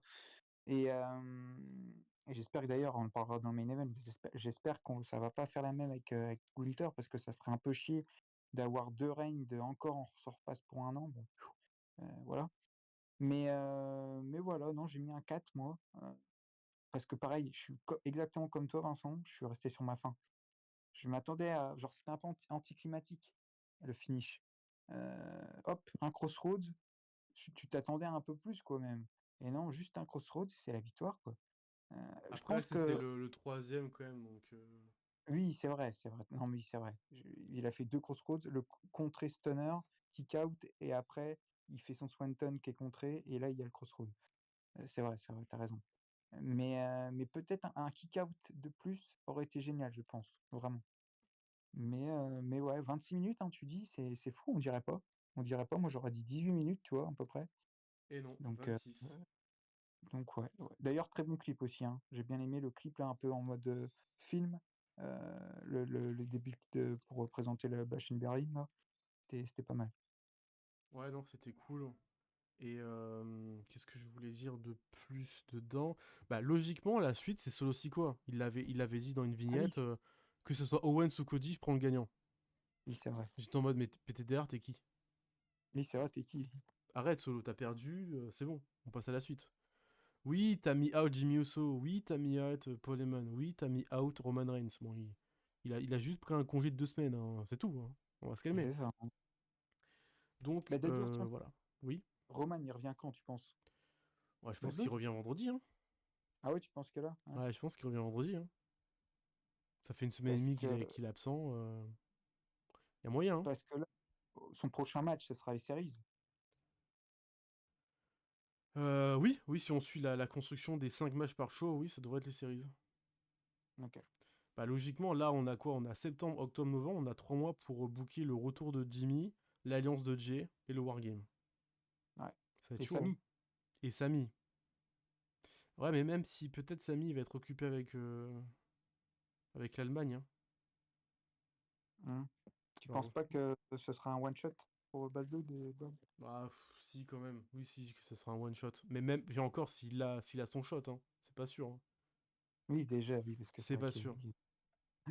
Bien, on passe à la suite. On avait potentiellement le tag féminin pour être titre par équipe. The Unholy Union. Alba Fire et Ayadon affrontent Bianca Belair et Jade Cargill. 12 minutes de trop, c'était beaucoup trop long. Je vais vous résumer rapidement. Bianca, aucune pop, et ça me fait plaisir. Qu'est-ce qui s'est passé? Eh ben, les heels ont fait la hit sur Bianca Belair. Cargill est rentrée. Elle a fait 5 moves. Derrière, elle a bégayé, elle a aidé Bianca Belair à faire un mouvement, ça a duré des plombs parce que les deux, surtout que Bianca Belair, tu la vois, elle lui crie dessus. Elle dit putain, mais Jade, Jade, en position. Elle crie dessus, ça fait une edit pour slam dégueulasse. Derrière, leur Wellbaro Didi German Suplex, toujours aussi moche, hein, on s'en change pas la méthode qui gagne. Et le pin victorieux, nouvelle championne. Je suis en mode putain, voilà, comme d'habitude. Cargill, elle a fait 6 prises. Et Bianca Belair et Alba Fire. Merci mesdames, parce que sans elles, le match était encore plus mauvais que ça. Elles ont superment bien construit le combat, mais malheureusement, dans un match à 4, on n'arrive pas à bien construire un combat quand on n'est que 2. Voilà. Alba Fire, c'est vraiment... Alors, c'est une très bonne catcheuse, hein. Kelly Ray, je l'aime beaucoup. Elle s'était beaucoup downgrade du côté de NXT UK et depuis qu'elle est en équipe avec Ayla Dawn. Mais là, elle s'est bien, relevée, surtout elle a sorti les doigts de son cul pour que le match soit potentiellement un peu bon. Par contre, Bianca Belair, la pauvre, le downgrade malade qu'elle a, quoi. Putain, elle passe de 2 fois Avec Jade. championne féminine avec un putain de règne à je suis la partenaire de Jade et j'essaye qu'elle essaye de faire j'essaye que Jade ait un bon match. C'est désastreux. Bah, Jade n'a toujours pas de match, hein, de bon match, pardon. Donc bon, ça c'est, on va attendre très longtemps, je pense. Peut-être qu'elle va devoir affronter Charlotte Flair pour avoir peut-être un match décent. Mais ou Becky, je sais pas. Mais non, mais il y a rien à dire dans ce match. Honnêtement, je l'ai même noté. C'est un miracle qu'elle soit dans la card, dans la main card. C'est pas normal. Elles ont déjà été dans la main card à at the Castle. Là, elles sont dans la main card. Ce n'est pas normal. D'autres méritent plus. Elles étaient à Backlash aussi. Elles disaient, putain, c'est vrai. C'est vrai que ouais, bah, c'est là que d'ailleurs qu'elle a été championne. Donc non, non, moi je trouve que c'est pas normal, d'autres méritent, et je dis pas ça même pour des mecs, hein, non, non, qui mettent, je sais pas, même une vraie rivalité entre deux meufs, à la limite, ce serait même mieux que ce match, hein. Hem, Jade Cargill, par contre, je suis désolé, hein, mais je trouve que c'est une plus grande star que Bianca Belair maintenant, hein. Parce que tu l'as dit, Bianca Belair, elle a plus de pop. Elle n'a plus de pop. Jade Cargill, il y a toujours cet effet, voilà, un peu nouveauté, on essaie de découvrir qui elle est ou quoi, puis elle a un peu ce «charisme» entre guillemets quand même. Heu, elle est sacrément gaulée, si je peux me permettre. Donc voilà, Bianca Belair, bon ben, c'est la downgrade, hein. Donc voilà quoi. Il y avait rien de surprenant dans ce match, on le savait déjà à l'avance, encore une fois. Le finish est pas terrible, heu, voilà quoi. Toujours pas d'amélioration chez Jed, et voilà quoi. 2,75 moi j'ai mis. Un quart. Oh! Ah oui! Ah, Ah oui! c'était nul, hein. Il y avait rien, hein, vraiment. Ah, je te promets, hein, j'ai vu l'opener en live et le reste, je l'ai vu en replay. J'ai soufflé pendant 12 minutes. Ah bah, c'est normal, hein. Ah, Mais bon, un peu de respect, quoi. même le match à Backlash, il est mieux, quoi. Il est mieux, le match à Oui. Backlash. Et encore, j'ai soufflé en live. J'ai soufflé. J'étais en mode, oh putain. Ah, et la Dan, elle est pas bonne Ah. aussi, hein, c'est une catcheuse, hein. Elle est en retard sur Ah, tout, mais elle est pas bonne dans le ring, hein. Mais ça, c'est Oh, depuis le day one, hein. Depuis qu'elle a signé chez NXT UK, elle est mauvaise. Et ça n'avance pas. Elle est juste extrêmement bien gaulée. Elle a les tenues qui la gaulent encore plus que ce qu'elle est. Donc oui, oui, bah, voilà. c'est Mais c'est tout. C'est tout. qu'elle fasse équipe avec Nikita Lyons, et puis voilà. Oui, Bon. c'était pas dingue. Et derrière, on a le strap match. J'ai vraiment cru qu'on allait se taper le mix par équipe juste derrière. Je me suis dit, oh là, s'ils font ça, Hunter, faudra revoir la construction. Et donc le strap match. Je me dis, putain, t'avais potentiellement la possibilité de mettre un dog collar match dedans. Je préfère le dog collar match. Parce que CM Punk me l'a refait kiffer. Il me l'a refait aimer du côté des d'AEW. Et là, on a un vieux strap match où McIntyre attaque Punk avant le match et lui pète la gueule, hein, clairement. Hein. Vraiment, il pète la gueule. Il le brutalise jusqu'à lui mettre lui-même le strap autour du poignet pour lancer le combat. Et qu'est-ce que c'était long, putain.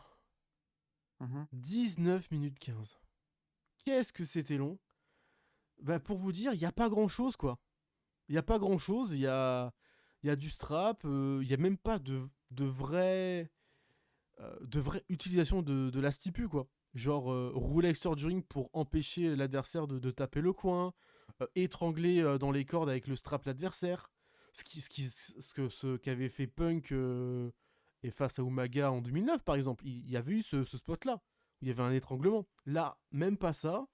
On a les trois coins qui sont tapés par McIntyre avec un envoi de chaise, très bel envoi de chaise au passage, pour stopper le compte. Et la fin, la fin où Drew il sort le bracelet qui sent la bite, hein, clairement, du coup, puisqu'il sort de son calbut. Et Punk pète un fuse et fait tout pour récupérer son bracelet avec les 3 GTS. 3 Ouais. GTS, un GTS avant de taper chaque coin, Punk qui gagne le match, qui récupère son bracelet. Mais putain que c'était long et que c'était chiant ce strap match. Enfin, 4 Ah, j'ai même pas pour kiffé, hein. Ouais. J'ai vraiment pas aimé le combat parce qu'en fait, il y a du temps mort. Dans un strap match, il y a du temps mort. mais il faut que le temps mort soit bien mis pour qu'il soit intéressant. Sauf que là, bah, le temps mort, il est là pour que CM Punk respire un peu parce qu'il a plus le cardio. Et c'était pas dingue, c'était vraiment pas dingue. Je pense que t'es un petit peu dur, moi, Vincent. Je sais pas ce que t'en as pensé, mais moi j'ai vraiment pas kiffé. Hein.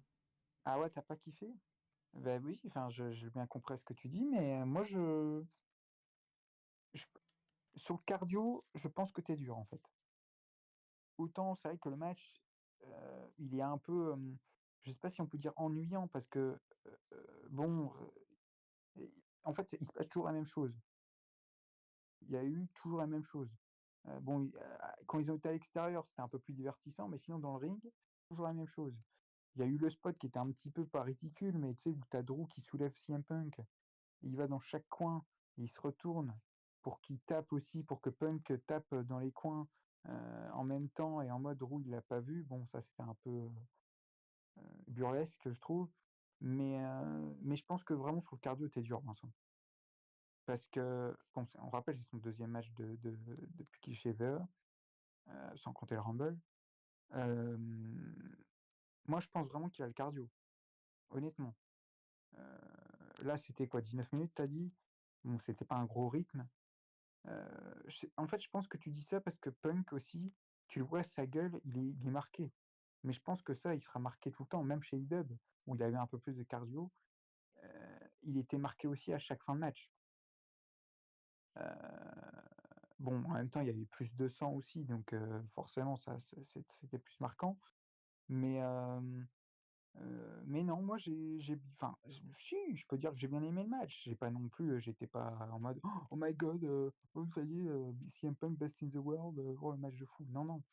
Mais, je sais pas, il y a eu un petit Claymore au Hanover que j'ai bien kiffé, il y a eu quelques spots, quoi. Tu l'as dit, Wade Barrett qui intervient, je trouve que c'est bien, ça rajoute du truc. Enfin, du moins qui parle. Je crois qu'à un moment donné, il dit: «Ferme ta gueule», un truc comme ça, je crois CM Punk, ou je sais plus. Ou non, Drew McIntyre, pardon. Ou enfin, ouais, je sais plus. Mais le petit sharpshooter de Punk, voilà, on sait qu'il aime bien Bret Hart. Enfin bref, heu, OK. Je m'attendais pas que tu sois autant déçu, Vincent, heu, mais Bah en fait, le strap match de base, c'est pas une stipu que j'aime. ouais, ouais, non, mais Et ben je me suis pas fait chier, mais à des moments c'était long quoi. À des moments un c'était long. Et en plus, avant le match, je me suis dit bah ils vont faire gagner Punk, il récupère son bracelet et puis comme ça il y aura le. Soit ils nous font un troisième à Bad Blood, soit ils ne font pas de troisième à Bad Blood. Et là, dans le fantasy booking, qui pourrait même si ouais, bref, tu peux même faire le troisième. Qu'il y ait un troisième ou pas à Bad Blood, ça change pas mon fantasy booking. Ce que je vois, mais attention, on est dans de la fantasy et ce qui peut être vraiment cool. Royal Rumble. Numéro mmh un McIntyre, numéro 2 CM Punk. mh. Là, grosse pop, énervement, McIntyre n'en peut plus. Ou on est à la fin et McIntyre il est en domination. Et CM Punk numéro 30. Parce que je pense que CM Punk numéro 2, il va crever quoi. Il va crever. Là Bon par après, contre, là par peut contre, il va tricher en vrai. mourir sur le ring. Et numéro 30, il débarque. Et là tu peux avoir une nouvelle grosse confrontation entre les deux. Comme quoi, bah, ils auraient pas encore fini leur histoire. Et allez, tu peux peut-être pousser jusqu'à Mania pour vraiment le combat final, quoi. Ouf, ah non, Mais t'es pas obligé. oh Je salaud! pense que le combat final peut être à Bad Blood. Et ils se retrouvent au Rumble juste pour dire qu'ils sont toujours pas potes, quoi. Ils sont toujours en Rix. Moi je pense Sans obligatoirement faire encore un match. Parce que logiquement, derrière, t'as CM Punk Rollins qui attend, quoi. ah bah, je pense que c'est pour Mania ça. Le Punk Rollins, c'est pour Mania. Oui. Donc non, moi je pense que ça va être la fin de la rivalité à Bad Blood. On a vu Punk, il a saigné lors du match. Je pense que c'est peut-être sur ça qu'il va jouer, Drew. Et que tu sais quoi? J'ai déjà même l'excuse. C'est que bon allez, admettons, c'est Punk qui va gagner contre Drew, on va dire la rivalité. Et ben Drew, vu qu'il va saigner forcément, je pense qu'il aura comme excuse: «Beh, tu m'as jamais pin en fait. Tu m'as battu dans le strap match, mais tu m'as pas pin. À Bad Blood, tu m'as battu en me faisant saigner, mais tu m'as pas pin». moi je t'épine, tu vois? Ce serait un peu ça l'excuse, tu vois? Heu, moi je vois Ouais, bien ouais, ça comme truc. je Comme vois. ça tu mets un punk puissant et tu mets un Drew qui, bah, c'est réel, quoi. Donc Ouais, je vois, je ouais, vois, je vois. mais ouais et un peu déçu de l'entrée de Punk, hein. Moi, je te l'avais dit un peu en off, je m'attendais à une ambiance de fou, hein, même, pour Punk, lors de son entrée, que les gens chantent. Ils ont un peu chanté, mais bon, fallait augmenter un peu le son de la télé et Ouais, ils ont un et poil chanté, mais c'était pas non plus ouais, fantastique, hein. je comprends pas parce que moi, je trouve que c'est l'une des musiques les plus faciles, quoi, à chanter. Mais Bah, bon, pour le coup, ouais. heu, Ils l'ont bien fait en j conférence de presse, tu vois, mais pas dans le show. Je suis un peu bah, déçu. ouais, donc voilà. Je suis un peu déçu. Donc tu mets combien ce strap Ah match oui, bah, moi, j'ai mis 4. Je suis sur un 3. Ah ouais, oui, non, mais j'ai bien compris, hein, tonton, j'ai vu que Ouais, j'ai bien compris que t'as pas kiffé. Ouais, ouais, ouais, je l'ai bien senti aussi, hein. non, mais ça fait longtemps qu'on n'a pas eu des gros désaccords sur des matchs, là, ça en fait partie, donc Derrière, voilà. on a Sébastien Hackl qui vient. Je me suis dit, ah tiens, il va annoncer combien il y a de personnes. Pas du tout. Il nous annonce que Bash in Berlin a le plus gros chiffre d'affaires de l'histoire de la WWE. Bah, il a ça. Donc ils ont battu la France. Je me suis dit, ouais, bah c'est pas compliqué. L'arène est plus grande, il y a plus de monde. Puis c'est de Oh, plus en plus ch oh. Et puis franchement, là, les Allemands, là, la bière saucisse, là, ils ont casqué, hein. Ils ont raqué, hein. On les connaît, les Allemands, à raquer pour tout et pour rien, hein. Ah là là. Ah là là. Ouais, petite annonce. Bon, j'étais en mode, ouais, bon, on s'en bat les couilles, quoi. Mais derrière, plus important, le Judgment Day, Dominic Mysterio et Liv Morgan affrontaient The Terror Twins, Rhea Ripley et Damien Priest. Quelle entrée de Rhea Ripley, putain. incroyable. Oh là là. La vidéo promo, par contre, elle est juste exceptionnelle aussi. La Mmh. vidéo promo, elle est fantastique.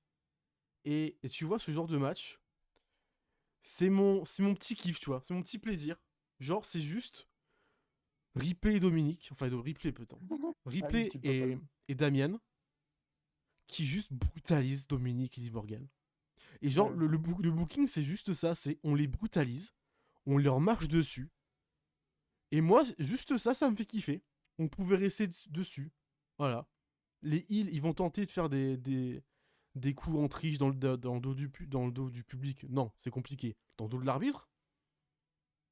Mais dès que Rhea, elle rentre ou que Damien y rentre, tu sais qu'ils vont pas tenir. Et puis, dès le début du combat, tu vois les deux perches. Et en face, t'as Dominique, qui a passé 2 ans à être le sous-fif du Judgment Day, être la petite salope de Rhea Ripley. Et à côté, t'as Liv Morgan qui, désolé du terme, hein, mais n'a aucune aura. La seule aura, c'est j'ai pépon Dominique, je suis là grâce à ça. Je suis en mode, ouais, d'accord, ok. Bon, il y a quand même Judy et Carlito qui se pointent.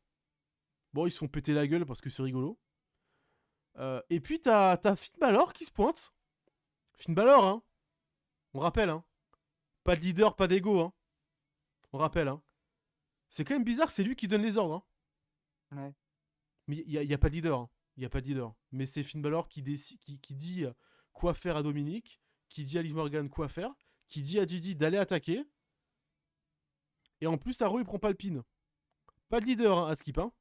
Oui, oui, Balor, oui, oui, on croit. On croit encore au Judgment Day sans leader. Et tout va bien. Oui, oui, bien sûr. Bien sûr.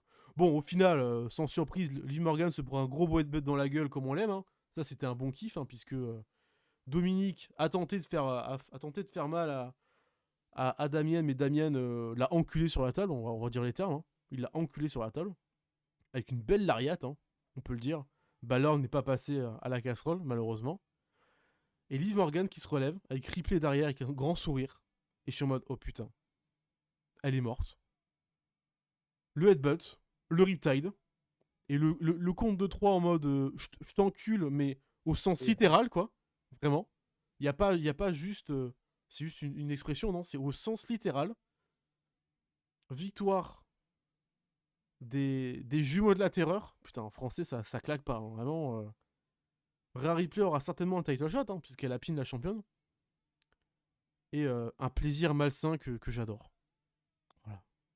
beh, c'est vrai que c'était une destruction, hein, et ça, tu vois, j'ai bien aimé parce que souvent, je trouve que dans le catch, des fois, c'est un peu mal réalisé sur le fait que putain, genre, c'est pas normal que des gens comme, par exemple, comme Damien Priest et Rhea Ripley se feraient dominer par Dominic et Liv. Là, c'est bien, ils ont dominé leur adversaire. Bon, il y a une petite révolte à un moment donné, mais par de la malice. D'ailleurs, il y avait un spot extraordinaire, je trouve, de Liv, où elle fait son Sunset Flip Powerbomb là, dans les barrières là, sur, Rhea, qui était joli. Je trouve qu'il y a de l'impact, je sais pas si tu t'en souviens? Mais, mais incroyable. Par contre, Dominique, faut arrêter avec le 619, hein. Faut qu'il ait un finish, hein. Parce que finalement, il déteste son père, mais il utilise les moves de son père. C'est pas très logique, en fait. C'est un Heu, Mysterio. oui, c'est sûr que c'est un mystérieux, mais bon, tu détestes ton père. Donc, dead be dead, donc, bon, change de finish, je pense que ce serait vraiment bien parce que je trouve que le 619, on est plus en 2010, quoi. Genre, pour moi, ça a plus d'impact. Donc, voilà. Heu, bon, moi, j'ai un gros problème aussi pour le Judgment Day. J'en avais déjà un peu parlé la dernière fois.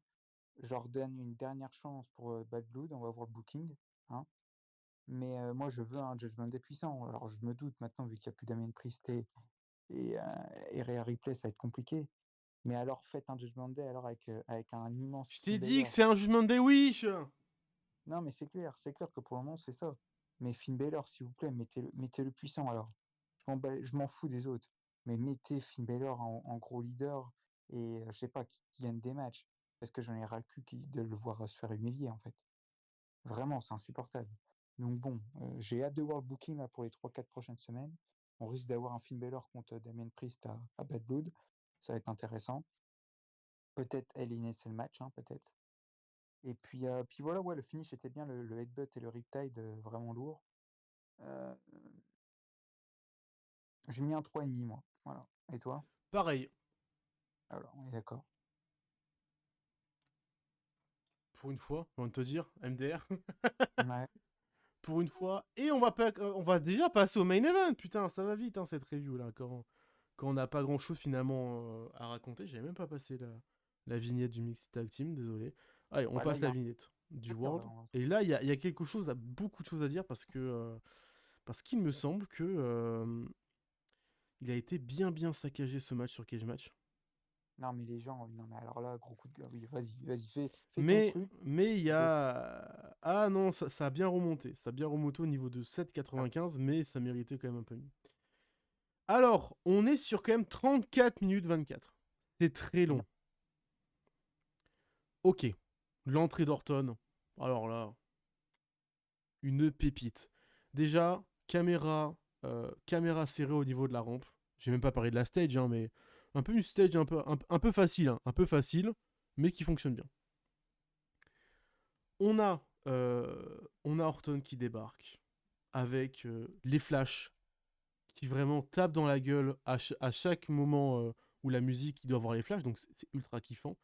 Caméra vraiment à l'épaule, très proche d'Orton. Le petit slip rouge, référence au Legend Killer. oh là, oui, oui, oui, ça j'ai kiffé. La musique, les Allemands qui chantent un petit peu. Orton qui prend son pied pendant toute l'entrée. Et Ouais, franchement, ouais, je l'ai vu, hein, je l'ai vu sur mon ordi. Je l'ai remis sur ma télé 4K. Un pur bonheur. oh Un oui. pur bonheur son entrée. Franchement. Et je me dis, putain, quand même, il a une belle shape ce connard. Hein. Il a une Ah, belle mais shape, hein. Est-ce que t'as, est-ce il que a t'as, est-ce que t'as l'anecdote du pot de Nutella? ah bah oui, c'est exceptionnel ça. Faut quand même dire qu'au premier match face à Gunther à King of the Ring, il s'est enfilé un pot de Nutella avant le combat. Pas le petit, hein. Un gros pot de Nutella. Et je me dis, Qui putain, c'est vraiment un baiser celui-là. Le mec, il s'enfile un pot de Nutella et il a une shape d'enculé. Toi, tu t'enfiles un pot de Nutella, tu deviens Pierre Ménès, quoi, vraiment. beh, en plus, c'est juste avant le combat et il s'était pour prendre 2 kilos, je crois, Oui, histoire d'avoir un peu une shape encore plus énorme face à Gunther. oui, Mais oui. Je dis, bah, le pot de Nutella, il a fait son effet finalement. L'entrée de Gunther, bon, exceptionnelle, quoi. Là, alors, peut-être plus, je trouve, vu que bon, je sais, on n'est pas dans un pay-per-view Big Four, peut-être faire on est en un Allemagne, franchement, ils auraient pu faire un petit kiff, quoi. Bah ouais, ou ouais, vas-y, amène les violons là, vas-y, fais-nous kiffer là, t'es chez toi en plus. Enfin, bon, c'est un Ouais. Autrichien, mais bon. Je m'attendais à ce que le public fasse Gunther, Gunther, Gunther, comme on l'avait à WrestleMania finalement. Bah non. Bah ouais. Non, non, on l'a pas eu. Et puis, puis ouah, juste Ludwig Kaiser. Voilà. Ah oui, Ludwig Kaiser qui interrompt Samantha Ring pour incroyable. introduire Gunther. Alors là, ça a été un plaisir pour les oreilles. Franchement, quel bonheur d'entendre Ludwig Kaiser introduire. En plus, Ludwig Kaiser qui avait eu un title shot pour le titre intercontinental le soir d'avant. Très cool. Très très cool. Le match était bien en plus.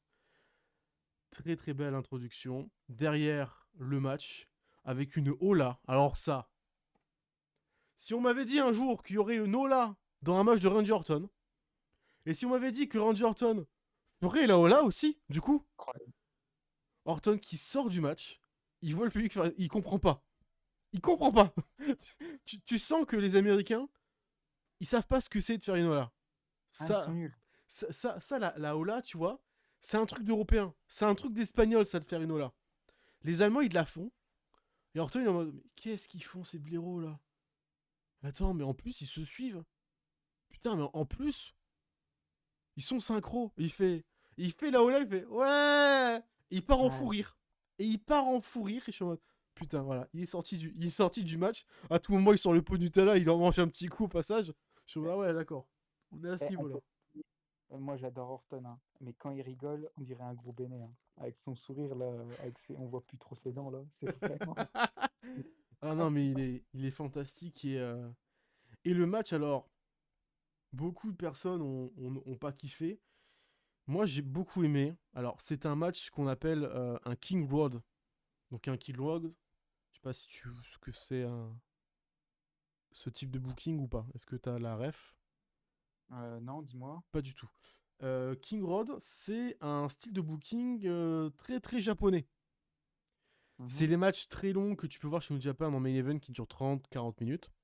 Ouais. Où le début est très lent, construction, on se cherche, on se trouve, et on fait des prises, on se les rend, on fait ci, on fait ça, pour en fait que la foule se chauffe petit à petit, qu'à la fin ça parte dans tous les sens, avec des bonnes grosses accélérations, des beaux grands temps morts pour que les deux catcheurs récupèrent, et que derrière ça fasse des séquences de 2-3 minutes où ça part dans tous les sens. C'est un booking très puroresu, très japonais. Hunter le balance en main event de Bash in Berlin. Il a la chance qu'on est en Allemagne. Et que là-bas, les Allemands, ils ont l'habitude. VXV, c'est du catch aussi très pour eux. Ils connaissent ce style-là. Et donc, ça marche. T'aurais fait ça aux États-Unis, le public se serait endormi. Parce que là, pendant tout le combat, en 34 minutes, le public, il est là. Hein. Il est derrière, il soutient Randy Orton, il est à fond avec Gunther, et à chaque mouvement, à chaque prise, il pop. Il pop, à chaque grosse séquence, il pop. Le public américain, il aurait popé les 2 premières minutes, et ensuite il aurait fait putain, c'est quoi cette merde? Euh, Pourquoi j'ai payé pour voir ça? Et le match est extrêmement bien booké dans un style King Roads. Ça, il n'y a aucun souci. Sauf que le problème, c'est que t'es sur un public WWE. T'es sur un public de famille, familial. Même si là, on est d'accord, il y avait zéro famille dans le public. Il y avait que des marques. Il y avait vraiment que des bons gros fans. Ouah, putain, je perds ma voix. Ah, que des bons gros fans de catch qui bouffent du catch H24, matin, midi, soir. Ils sont là pour bouffer du catch, pour bouffer de la référence. Et là, ils l'ont bouffé. Le match est super. On a Gunther qui s'en prend plein la gueule à Ring avec la back suplex à travers la table. Orton qui prend son pied avec sa pose. Franchement, rien à dire. Le match est super bien amené. Sleeper Roll, on a même un magnifique RKO. Hein. Beautiful. RKO, dégagement de Gunther. Le sleeper roll pour renverser le second recap d'Orton, avec Orton qui arrive à se libérer en portant Oui. Gunther sur les épaules. Ça, c'est quand même pas mal. Mais il a même pas le temps de respirer que Gunther le rechoppe par terre en sleeper roll. Et cette fois, par contre, Orton ne se relèvera pas. Il perd connaissance et Gunther conserve la ceinture de champion du monde. Post-match, Orton accepte la poignée de main avec Gunther. Ça, c'est rare que Gunther fasse une poignée de main. On va le notifier Ouais. quand même dans cette histoire-là. Et derrière, Gunther qui célèbre avec le public. La caméra scoop et en fan cam, je crois que j'ai vu qu'il a célébré avec le public pendant au moins bien 5-6 minutes, hein. Donc voilà, Euh, un King Road très très cool. Mais il faut ouais. s'accrocher. Il faut s'accrocher.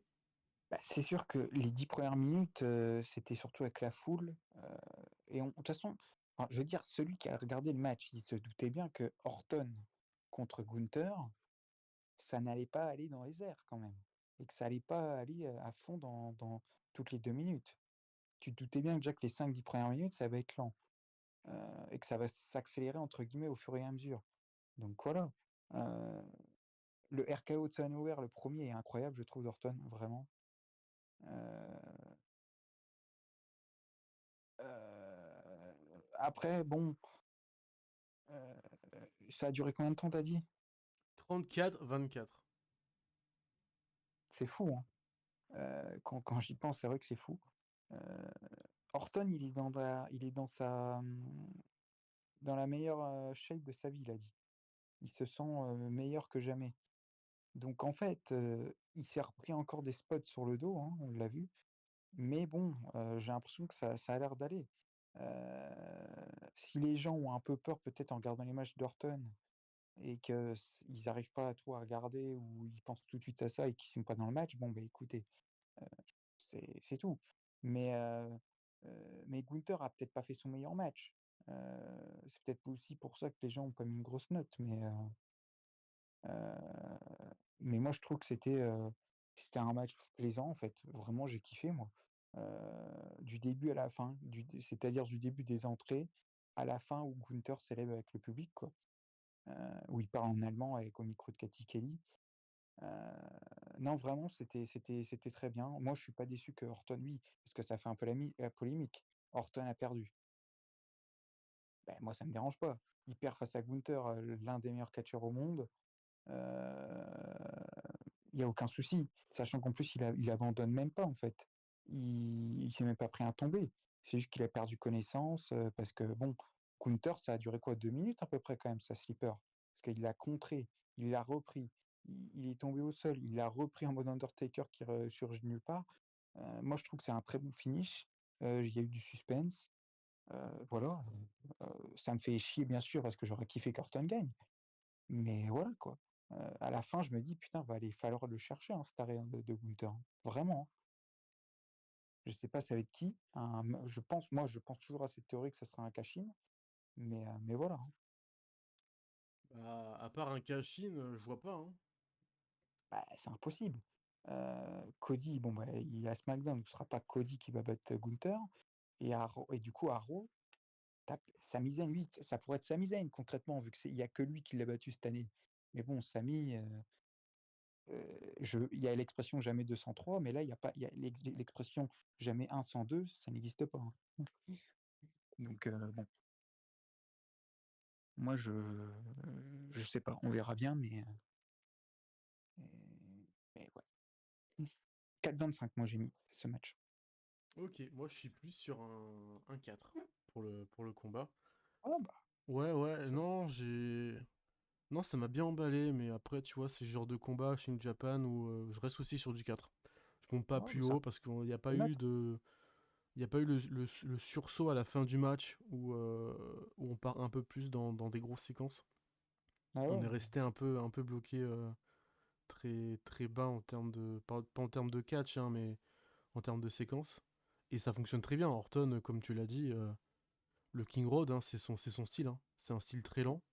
Et ça lui va parfaitement bien. Et puis, c'était quand même bien kiffant de se taper finalement un vrai combat, un vrai Gunther Orton, parce que la finale du King of the Ring était cool, hein, mais c'était différent. Là, on a un vrai King Rhodes qui fonctionne bien. bah, là, la suite pour Gunther, je pense bon, Sami, je pense qu'on va y aller, il va accepter, je pense. Mais Ouais, il va l'accepter, mais il va le tuer, hein. il va le tuer à Blood Blood. Mais je pense que c'est CM Punk, hein, pour les séries, hein. CM Punk. Heu, ah bah, Ah CM ouais. Punk, je pense j'en ai parlé tout à l'heure, je pense qu'il va prendre la rivalité contre Drew, et qu'il l'a dit en backstage, je sais pas si tu l'as vu l'interview, il a dit que c'était avant le match, hein, entre Gunther et Orton, il a dit: «Je vais regarder le main event ce soir et je prendrai le gagnant, quoi». Voilà. Donc heu, donc je pense que c'est pour les séries qu'on va avoir un Gunther CM Punk. Ouais. Et tu sais quoi? Pourquoi pas que Rollins il intervient en series pour, justement lancer la rivalité jusqu'à Mania entre Punk et Rollins. Pourquoi pas, hein, écoute, hein. C'est Et vrai. Orton, C'est vrai, c'est vrai. pourquoi pas, Cody Orton, non? C'est pas le moment? Non? Solo Sikoa.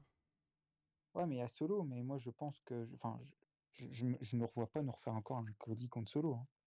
Vraiment pas, hein. Je pense que le Cody Orton, on peut-être à Mania. Ah ouais, tu penses? Tu penses pas que ce sera Cody contre The Rock? Bah, si on suit la logique, ça serait plus Roman The Rock à Mania. Ouais, mais concrètement, je crois que The Rock, il s'en bat un peu les couilles, hein, de Roman, hein, finalement, vu qu'il est même plus Oui, mais champion. parce qu'après, de toute façon, il a dit que quand il reviendra, ça sera pour Cody, Bah ouais. ça sera personnel. Mais après, à voir, c'est dur parce que putain, Cody Orton, pour le titre Undisputed, obligé, tu dois le faire à Mania. Ah bah oui, Tu peux pas le faire ailleurs.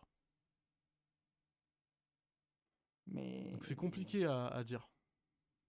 parce que moi, je peux pas croire qu'on a Orton et Owens là, qui sont proches d'un heel turn. Bon, t'as Owens qui est vraiment proche d'un heel turn. Mais Orton, vraiment, il a déjà glissé des petits détails, souvent quand il est à côté de Cody, tu sens il regarde le titre en mode, vraiment, il a que ça, quoi. Moi, je pense vraiment qu'on va avoir un heel turn là, mmh, bientôt, quoi. Je pense qu'il va être frustré de perdre, en fait. J Vraiment. Voilà, voilà, quoi. Hmm, ouais. Tu Cody aussi qui a fait du Triple H en conférence de presse. Il était pas là Triple H et tu Cody qui a dit, qui a fait le boulot de Triple H quoi en mode, EVP quoi. C'était plutôt marrant. C'était rigolo. C'était sympa. Non, la conf post-show était aussi plutôt cool. Ouais. C'est vrai. Du coup, nous, on va s'arrêter là pour cet épisode. euh, pour ce Bash in Berlin qui était assez court, évidemment. C'est un peu, entre guillemets, un peu le B, quoi, même si j'aime pas ce terme-là, mais voilà, Ouais, c'était pas excellent, c'était bon. oui, bah, C'était bon. comme à peu près tous les pleux, hein, qu'on a, cités quoi. Mm. Il Ils y aurait sont solides. ouais, voilà. Ils sont solides. Bon, j'ai bien fait de pas y aller. Je devais aussi y aller de base, mais j'ai fait non. J'ai bien fait finalement. Bon, j'ai loupé un Gunther Orton en live, tant pis. Mais j'ai bien fait de pas y aller. On garde l'argent pour plus tard. Voilà, voilà. Merci à toi, Antoine, de m'avoir accompagné pour cet épisode. Ouais, merci à toi, merci à vous de nous écouter. On va se retrouver dans un mois, peut-être un peu plus de pause que d'habitude, non? J'ai Ouais, un l'impression. peu plus d'un mois, parce que c'est octobre, hein, c'est début octobre. Donc, Ouais. ah ouais, non, c'est le 5 octobre. Donc, logiquement, dans un mois, on devrait se retrouver pour la suite et pour parler de Bad Blood. Oui, Ouais. Bad Blood. Oui, c'est Bad Blood. À Atlanta. Oui, Atlanta, bah, Atlanta. chez Cody, hein. Chez Cody. On verra ce que ça donne. On verra le programme qu'ils vont nous proposer. En tout cas, pour l'instant, ça s'annonce plutôt bien. Voilà, on vous fait plein de bisous. Et d'ici là, Si là